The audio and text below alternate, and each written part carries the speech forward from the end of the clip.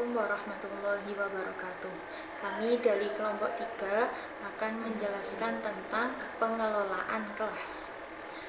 Yang pertama adalah pengertian tentang pengelolaan kelas. Pengertian dari pengelolaan kelas ini banyak yang berbeda-beda dari setiap para ahli, seperti dari menurut Hadari Nawawi, Dr. Suharsini Arikunto, dan lain sebagainya. Nah, pengertian itu bisa dibaca di makalah kami.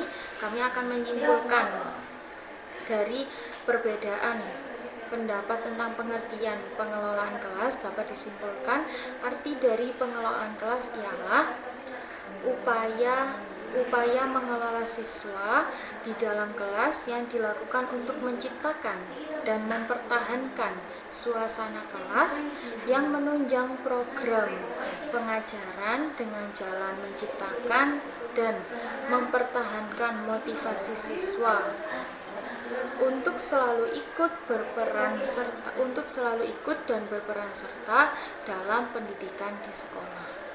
Di sini saya akan melanjutkan menjelaskan tentang permasalahan yang terjadi di dalam pengelolaan kelas. Dalam kegiatan belajar mengajar ada banyak hal yang perlu diperhatikan agar tujuan dari pembelajaran tersebut tercapai. Pada saat mengajar, seorang guru akan menghadapi beberapa masalah di dalam kelasnya. Beberapa faktor guru yang menjadi penghambat di dalam pengelolaan kelas ialah tipe kepemimpinan guru, format belajar yang monoton, kepribadian guru, pengetahuan guru, dan pemahaman guru terhadap murid-muridnya. Selain itu, kekurangan peserta didik dalam memenuhi tugas dan haknya sebagai anggota kelas pun akan menjadi permasalahan utama dalam pengelolaan kelas. Sedangkan faktor fasilitas yang menjadi penghambat dalam pengelolaan kelas ialah jumlah peserta didik di dalam kelas, besarnya ruangan kelas dan fasilitas yang ada di dalam kelas. Menurut M. Entang dan Tera Kajoni, masalah pengelolaan kelas dibagi menjadi dua, yaitu masalah individu dan masalah kelompok. Masalah individu akan muncul karena tingkah laku manusia itu mengarah pada pencapaian suatu tujuan. Setiap individu memiliki kebutuhan dasar untuk memiliki dan untuk merasa dirinya itu berguna. Jika seorang individu merasa gagal mengembangkan rasa memiliki dan rasa dirinya berharga tersebut, maka dia akan bertingkah laku menyimpang dan akan berusaha mendapatkan dengan cara-cara yang tidak baik.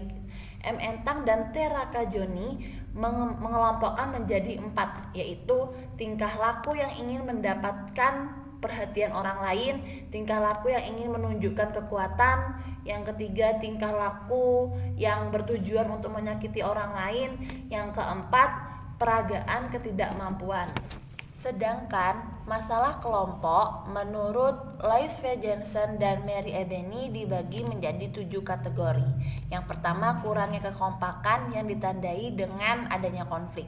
Yang kedua, kesulitan mengikuti peraturan kelompok, contohnya berisik di dalam kelas dan mengganggu teman lainnya.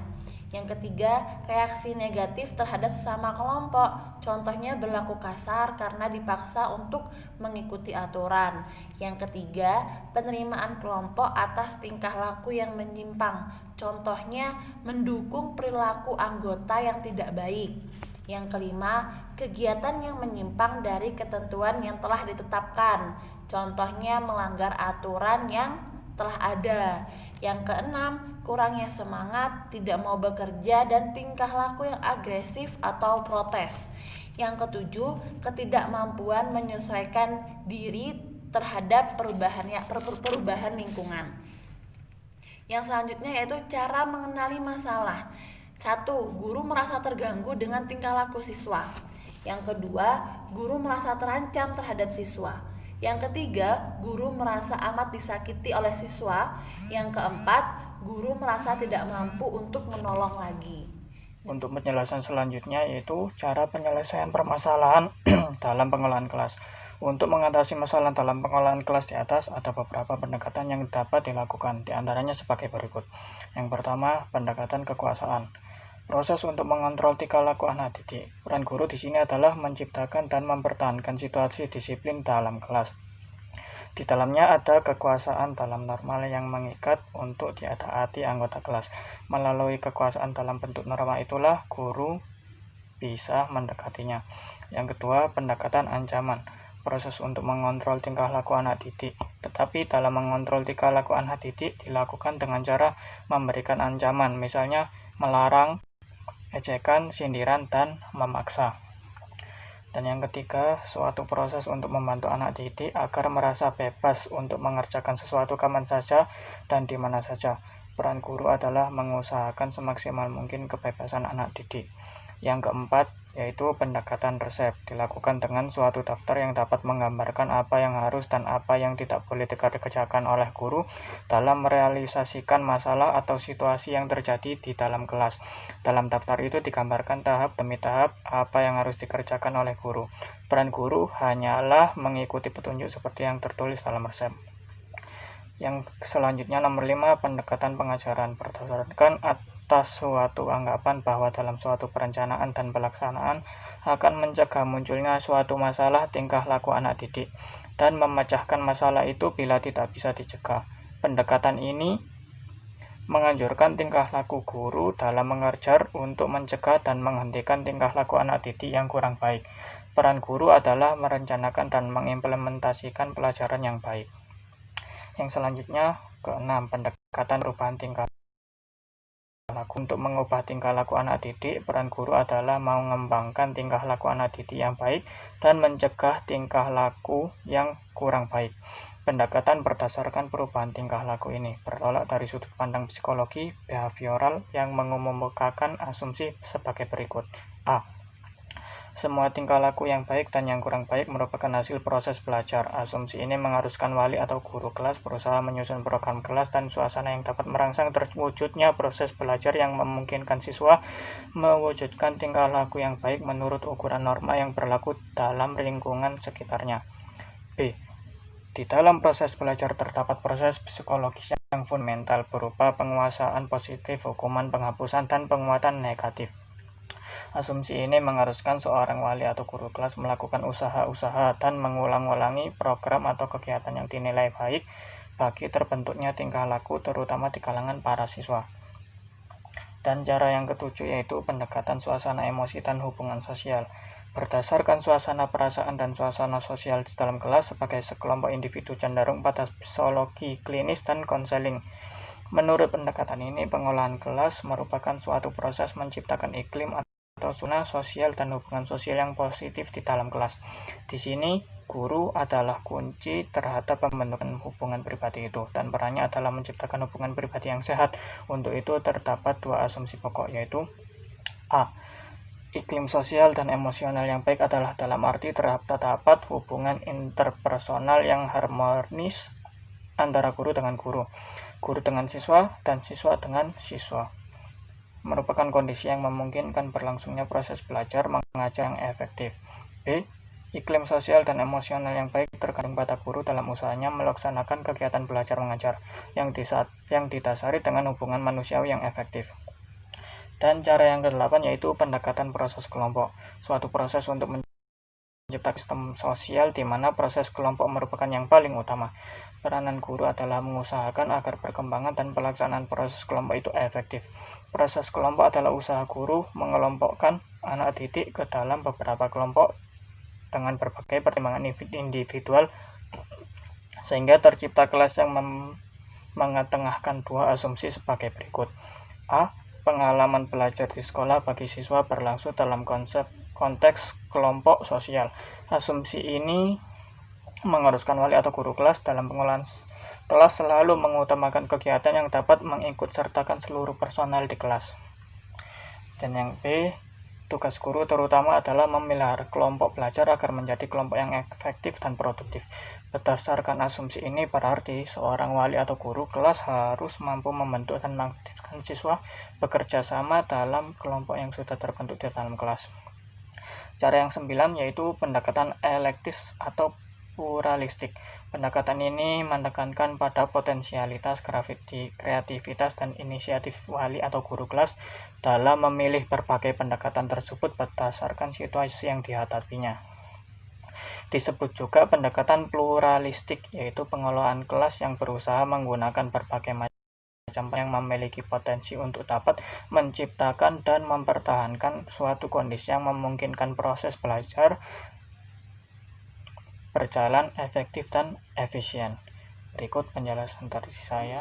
Baiklah, yang terakhir ialah upaya yang bersifat pencegahan. Nah, tindakan pencegahan adalah tindakan atau perilaku yang dilakukan sebelum munculnya suatu sikap yang membuat kegiatan pembelajaran menjadi kurang kondusif. Nah, keberhasilan dari tindakan pencegahan ini merupakan salah satu indikator dalam keberhasilan manajemen kelas. Maka dari itu, dengan adanya upaya yang bersifat pencegahan ini membuat guru harus melakukan langkah-langkah dalam manajemen kelas yang langkah-langkahnya itu harus bersifat efektif dan efisien. Ada 5 langkah pencegahan. Yang pertama yaitu kesadaran diri seorang guru. Kesadaran diri seorang guru merupakan hal yang dasar yang harus dimiliki oleh guru, karena dengan memiliki kesadaran diri, seorang guru akan meningkatkan rasa tanggung jawabnya, kemudian rasa kepemilikannya atau rasa memiliki tanggung jawabnya terhadap hal yang dikerjakannya. Nah, hasilnya dari seorang guru memiliki rasa kesadaran diri ini ialah akan terlihat dari sikapnya guru, yaitu seperti guru akan bersikap adil, guru akan bersikap demokratis, yang dari hal ini akan membuat siswa memberikan respon positif kepada guru tersebut. Kemudian upaya yang kedua ialah kesadaran peserta didik. Untuk membuat interaksi positif antara guru dan peserta didik, maka harus bertemunya 2 kesadaran, yaitu kesadaran guru dan kesadaran peserta didik. Nah, apabila peserta didik ini memiliki kesadaran yang minim, maka akan memungkinkan peserta didik itu memiliki sifat suka marah, mudah tersinggung, dan bila hal ini terus terjadi, peserta didik akan memungkinkan peserta didik itu memiliki sikap-sikap yang tidak terpuji. Ada beberapa cara untuk membuat peserta didik memiliki rasa kesadaran diri. Yang pertama yaitu guru memberitahu hak dan kewajiban peserta didik. Kemudian guru memberi perhatian, kebutuhan dan keinginan peserta didik dan dorongan. Karena dari guru memberikan perhatian, keinginan, peserta didik ini memiliki rasa semangat yang lebih, karena mereka tahu guru mereka lebih memperhatikan mereka dari biasanya, atau guru mengetahui apa yang mereka rasakan. Dan yang terakhir adalah menciptakan suasana saling mengerti, suasana saling memahami, dan kedekatan antara guru dan peserta didik. Wassalamualaikum warahmatullahi wabarakatuh.